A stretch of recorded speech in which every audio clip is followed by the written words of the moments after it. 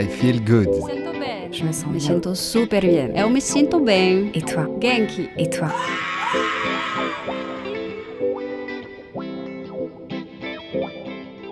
I Feel Good, le podcast qui vous veut du bien, vous donne un éclairage sur le grand éventail des activités de bien-être, développement personnel et spirituel et autres initiatives inspirantes. Ce podcast vous est présenté par Armelle Béraudy. Musique originale, Florence Bonnardel. Bonjour à toutes et à tous, je suis avec Elisabeth Orfila aujourd'hui qui est psychologue et art thérapeute. Bonjour Elisabeth. Bonjour Armelle. Merci d'être avec nous. Alors Elisabeth, je voudrais un peu que tu nous expliques ton parcours parce que comment on passe de psychologue et comment on arrive à mélanger avec l'art-thérapie, comment t'en es venue jusque-là? Alors c'est vrai que ça a été tout un cheminement intérieur parce qu'après 5 années d'études de psychologie, moi j'étais pas satisfaite, j'avais pas des outils thérapeutiques en fait pour accompagner les gens. Donc je me suis énormément formée déjà en travaillant sur moi et en me formant aussi à différentes approches thérapeutiques. Et j'ai toujours cherché à allier le psychologique, le corporel et éventuellement d'autres dimensions plus subtiles. Donc j'ai commencé par une formation à la méthode Vitos qui aujourd'hui on appellerait ça la pleine conscience en fait. C'est vraiment un certain nombre d'exercices qui permettent de revenir à l'instant présent, de stopper en fait l'anticipation anxieuse du futur ou le ressassement du passé pour être vraiment dans l'instant présent. Et ensuite, j'ai travaillé pendant de nombreuses années auprès d'un superviseur qui s'appelle Jean-Paul Fluteau, qui m'a initiée à la fois à la PNL, programmation neurolinguistique.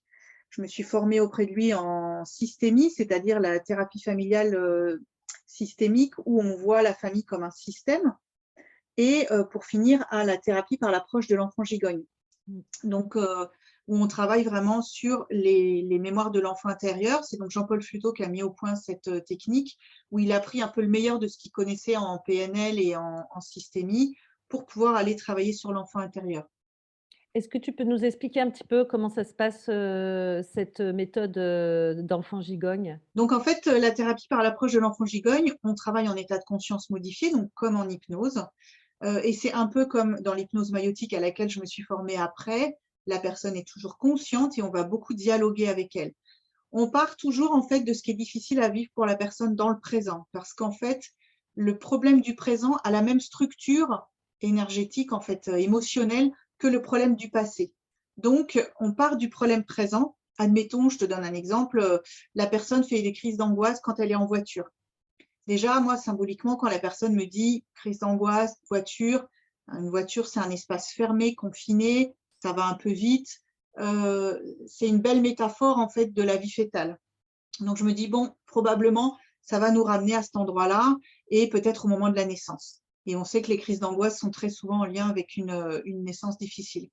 Ah oui. Et donc après, on part de ce problème du présent et on descend en fait dans une spirale pour aller retrouver les mémoires qui sont en nous, en fait, dans notre corps, dans nos émotions, de tout ce qui a pu se passer dans notre vie. Quand on part dans cette spirale du temps, en fait, ça peut nous amener parfois, et c'est déjà arrivé dans des séances que j'ai accompagnées, où les gens se retrouvent dans des vies karmiques, Ah oui. dans d'autres vies, en fait, sachant qu'en fait, avec les connaissances que j'ai aujourd'hui, on sait que nous, le temps, on le voit dans la notion de la 3D, quoi, passé, présent, futur. Mais en fait, quand on travaille en état de modifié de conscience, on est dans du multidimensionnel, c'est-à-dire que tout est en même temps.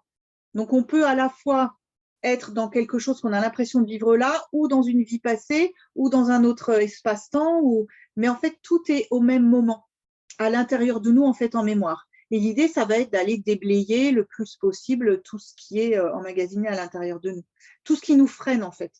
L'expertise, en fait, du thérapeute va être de savoir guider le patient, en fait, pour retrouver les informations en fonction de là où il est tombé. Donc, voilà, j'ai travaillé pendant des années avec cette approche-là. Et puis, j'ai bien vu que certaines personnes n'arrivaient pas à les retrouver, certaines mémoires amnésiées, certains traumas. Voilà, quand il y a une amnésie, c'est en général pas par hasard. Et pour certaines personnes, c'est juste pas possible d'aller retrouver ça. Donc, Oui. j'ai voilà, essayé de, enfin, j'ai pas essayé, je me suis aussi formée à d'autres approches. Je rebondis sur ce que tu disais. C'est pas toujours, une bonne chose, en fait, d'aller casser ces résistances ou ces refoulements. Enfin, toi, en tant que psy, tu peux nous expliquer un peu ça?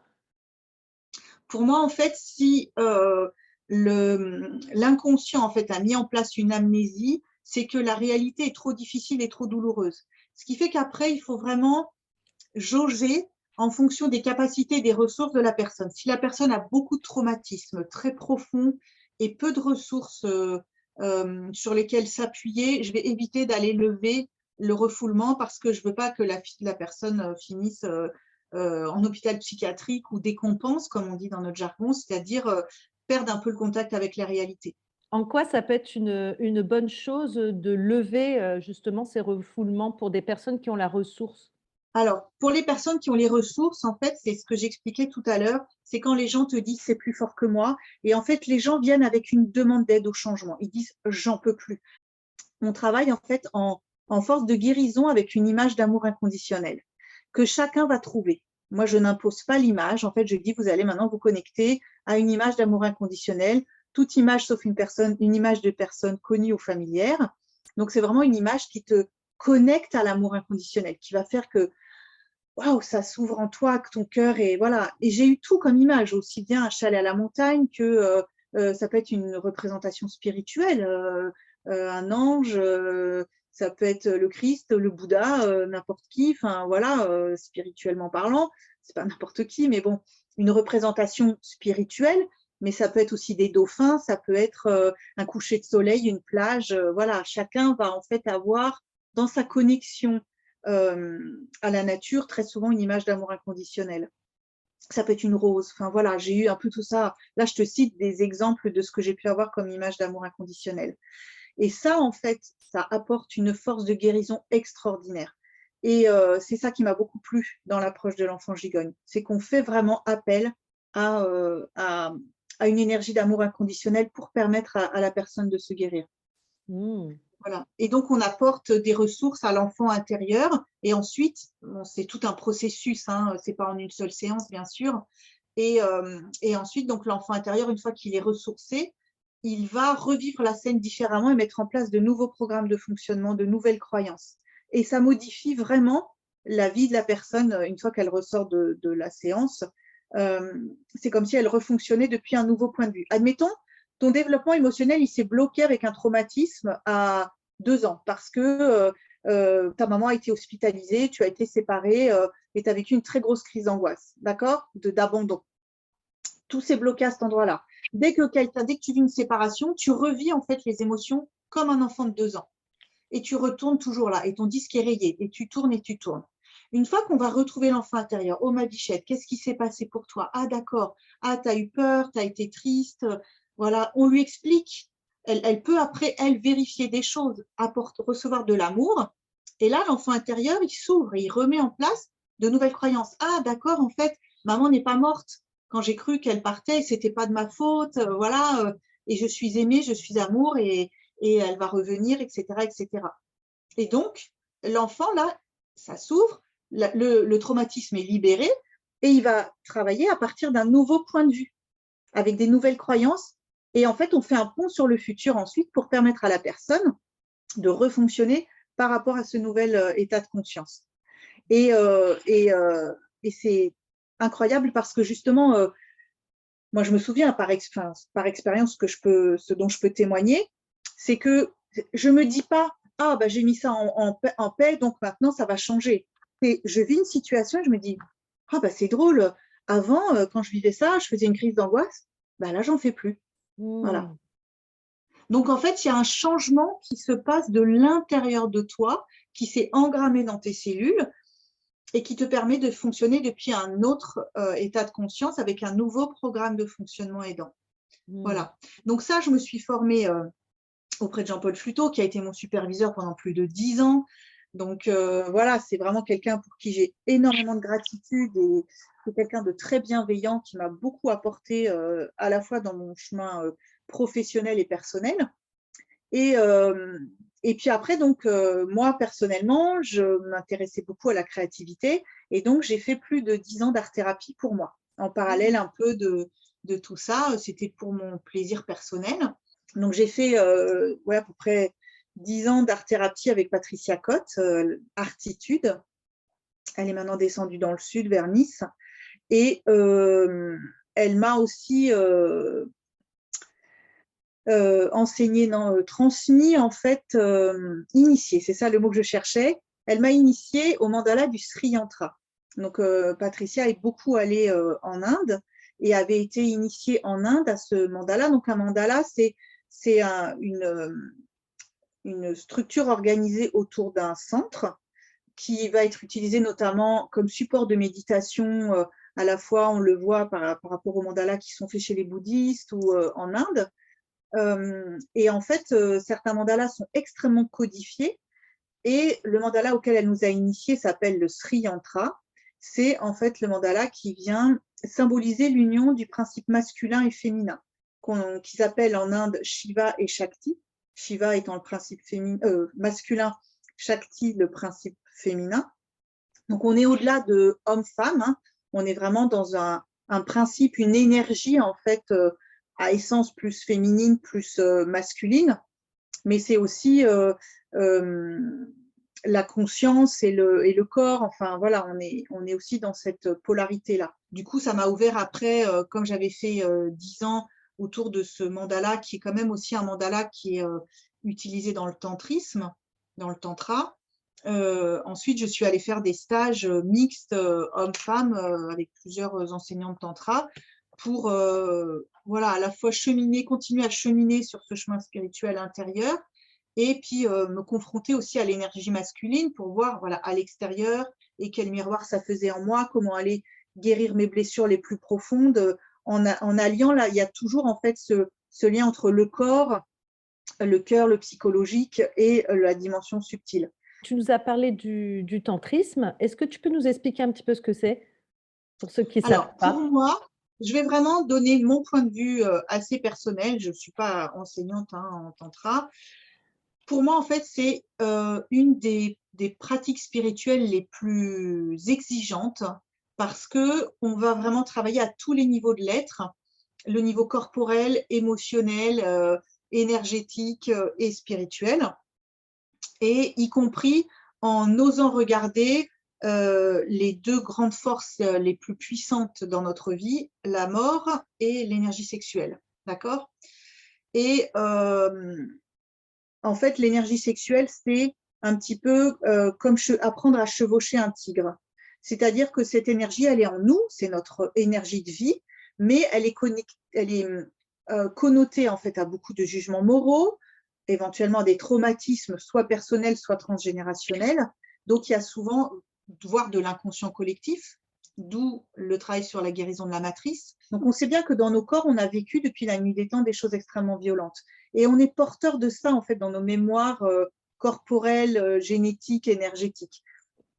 Et en fait, donc, moi, le tantra m'a permis d'aller libérer certaines de ces mémoires qui étaient dans mon corps, d'habiter plus mon corps, parce que ce que j'avais beaucoup fait, en fait, c'était d'aller vers une spiritualité désincarnée.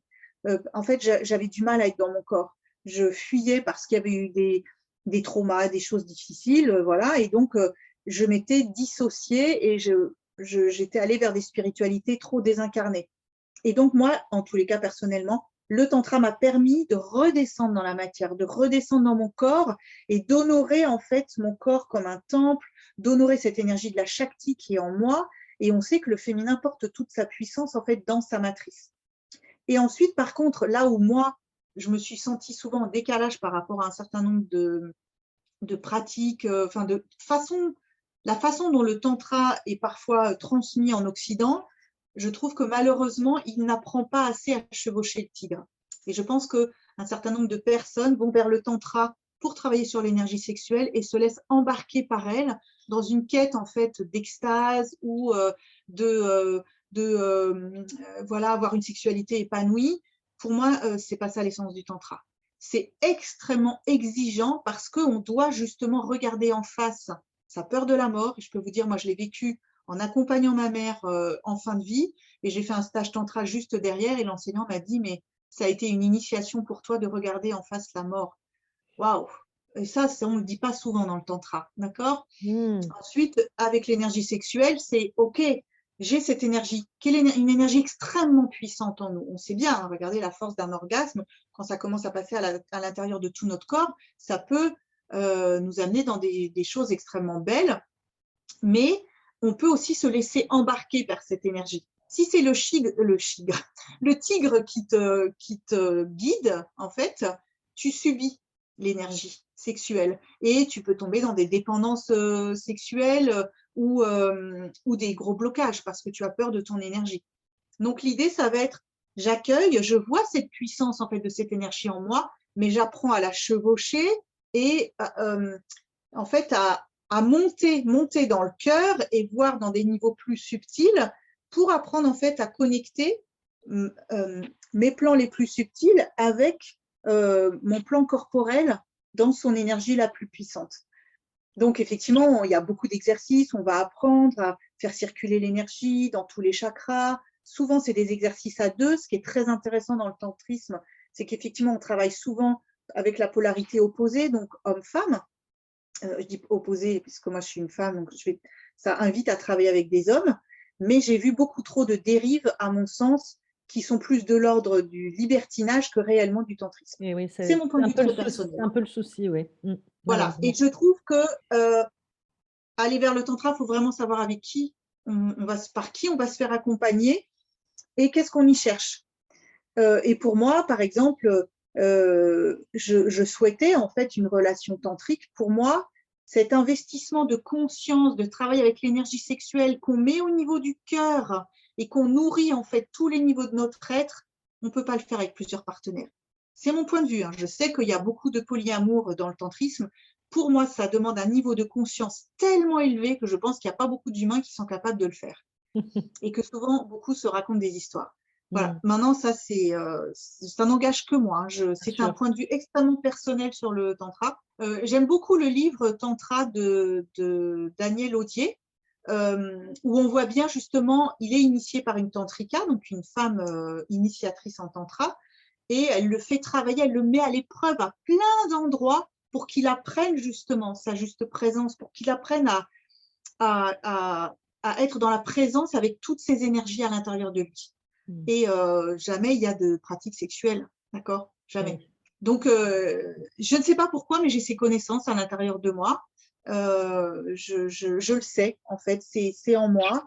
Et donc, moi, je n'anime pas de stage tantra parce que j'estime pas être formée à toutes les approches tantriques.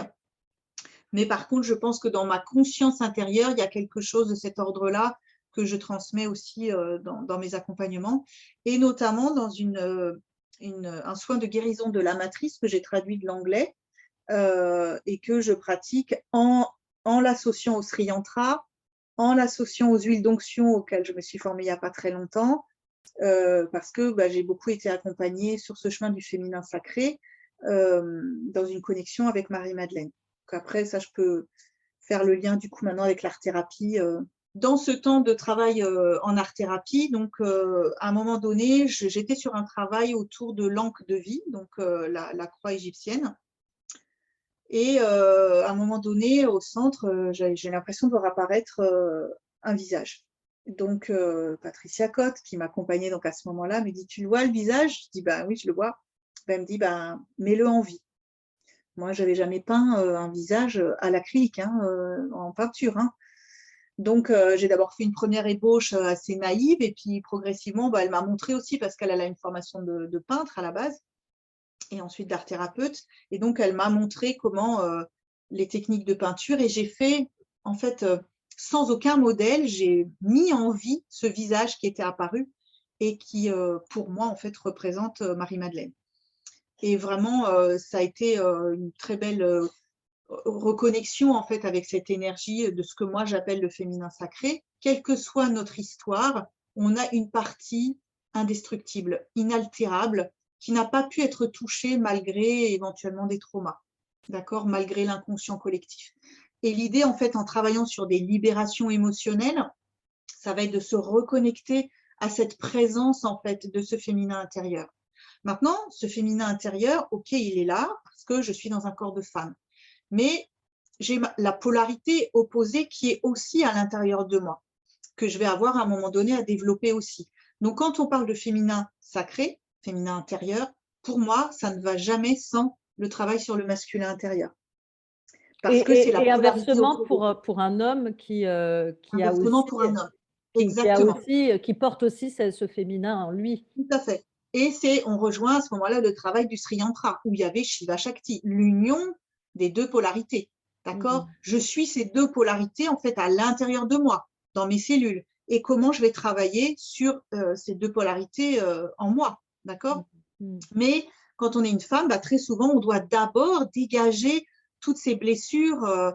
Et donc, ce soin de guérison de la matrice travaille sur à la fois les blessures personnelles, voilà, mais ça peut être aussi bien un accouchement, une fausse couche, un avortement, un abus sexuel, des douleurs de règles, des opérations, enfin tout ce qui a pu se passer dans notre matrice, c'est-à-dire à la fois utérus, organes sexuels, vagin, anus, enfin, tout le périnée, en fait, on va dire, plus l'utérus. C'est ça qu'on appelle la matrice, que en sanskrit, dans le tantra, on appelle la yoni, d'accord?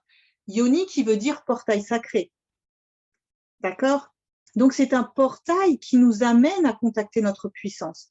Pourquoi, à votre avis, les femmes ont autant été blessées dans cette partie-là de leur corps? Parce qu'elles portent leur puissance à cet endroit-là. J'ai des frissons partout quand je le dis. D'accord? Et je pense que c'est très important pour le féminin d'aller guérir ces parties. Donc, il y a une première, dans ce soin de guérison de la matrice, donc on travaille sur les blessures personnelles, les blessures du transgénérationnel, donc ce qu'ont vécu les mères, les grands-mères, les arrière-grands-mères et toutes mes ancêtres femmes dans mes lignées, d'accord? Et ensuite, l'inconscient collectif, partout où les femmes ont été torturées, violées, la chasse aux sorcières, enfin voilà, toutes ces mémoires qu'on porte éventuellement dans l'inconscient collectif et dans nos mémoires cellulaires. Et avec un travail de respiration, en fait, on va, en fait, pendant 1h30, travailler à évacuer tout ça.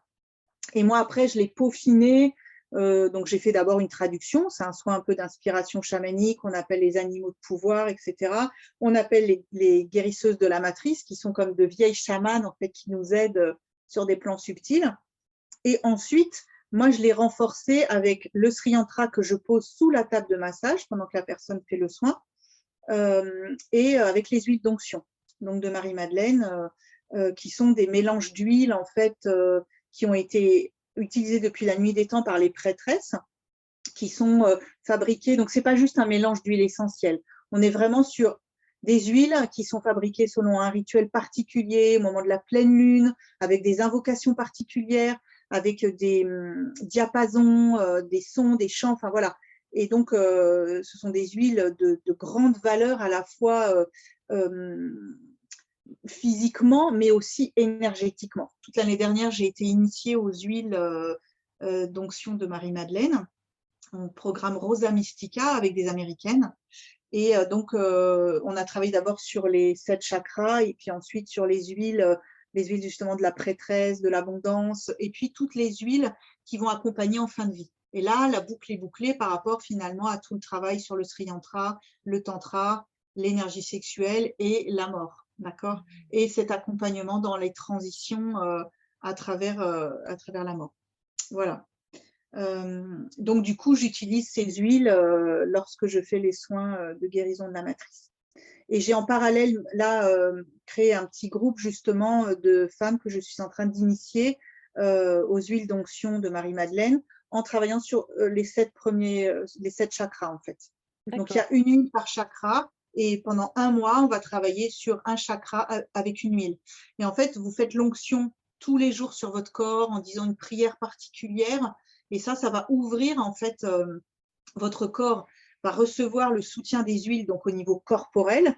Et puis, on travaille au niveau énergétique et émotionnel. Dis-nous quelques mots et puis après, on parlera de tous les programmes que tu proposes en ligne pour ceux qui sont déjà intéressés Oui. par ce que tu viens de nous dire et tout Oui. ce que tu as dessiné là, de ce que tu sais Oui. faire.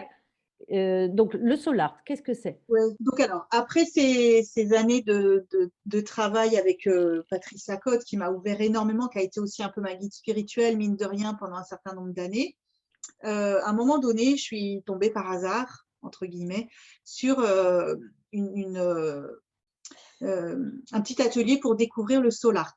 La spécificité du soul art, donc l'art de l'âme, c'est d'associer le contour du corps ou d'une partie du corps à chacune des créations. D'accord? Ce qui fait qu'on fait un lien entre le corporel, l'émotionnel, et ensuite on apprend à dialoguer avec son âme à travers sa création. Et moi, c'est ce que je voulais aussi. Le body mapping, c'est ça? Le body mapping, ouais. Le body mapping, en fait, c'est le contour du corps, d'apprendre aussi à faire parler en fait son corps. C'est-à-dire, on ne fait pas juste le contour, on fait le contour et après on va parler avec tout son corps en fait pour qu'il nous transmette les messages qu'il a à nous transmettre. Et une fois qu'on a fini sa création, là, on apprend à dialoguer avec son âme, c'est-à-dire que notre âme nous a parlé dans le processus créatif et on va parler avec elle. Et ensuite, on va poser une action dans notre vie tous les jours pour ancrer en fait toutes les prises de conscience qu'on a eues. C'est un processus extrêmement complet. Donc j'ai mis au point en fait des programmes d'accompagnement à distance, puisque je voyais bien, notamment avec le Covid, qu'il y a plein de gens qui pouvaient plus se déplacer, où j'ai cherché à faire la synthèse un peu de toutes ces connaissances que j'avais. Donc j'ai par exemple un petit atelier de découverte du soul art en ligne, où je vais vraiment vous faire découvrir les 4 étapes typiques du soul art.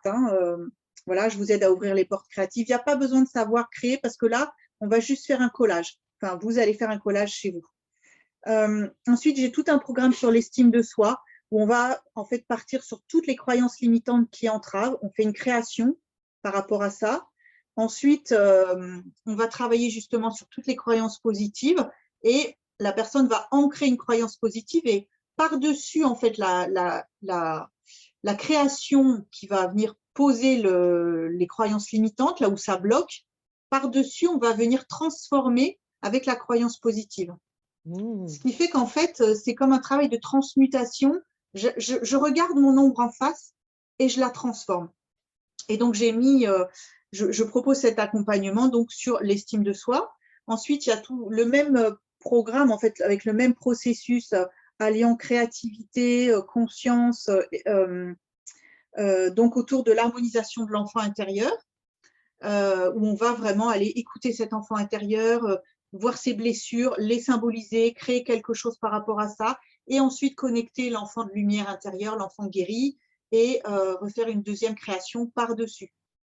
Ensuite, un petit peu par rapport à tout ce que je t'ai raconté, tu vois bien que je me suis intéressée à l'enfant intérieur. Donc, si à l'enfant intérieur, il y a les parents intérieurs à aller mettre en paix.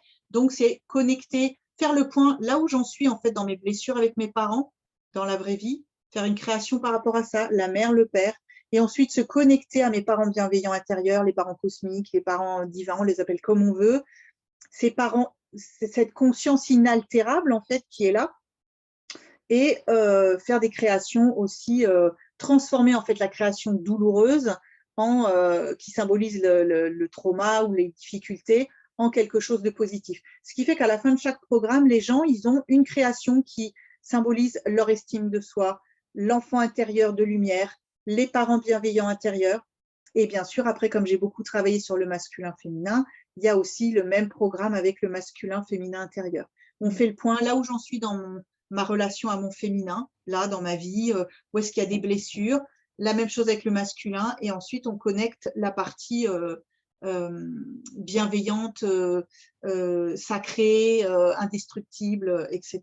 Merci beaucoup, Elisabeth. À bientôt. Merci infiniment, Arabelle. Merci à toi pour ton invitation. Et puis, avec plaisir. À bientôt. À bientôt. Ouais, au revoir. Au revoir. Merci à toutes et à tous pour votre écoute. À bientôt dans une prochaine émission I Feel Good. Pour aller plus loin, rendez-vous sur la page Facebook de l'émission I Feel Good 888 ou sur mon site internet armelberodi.fr. Ce podcast est disponible sur vos plateformes préférées, Apple Podcast, Deezer, Spotify, Google Podcast, YouTube. Ces informations sont données à titre indicatif et ne se substituent à aucun conseil médical. Avant toute expérimentation, prenez l'avis de votre médecin.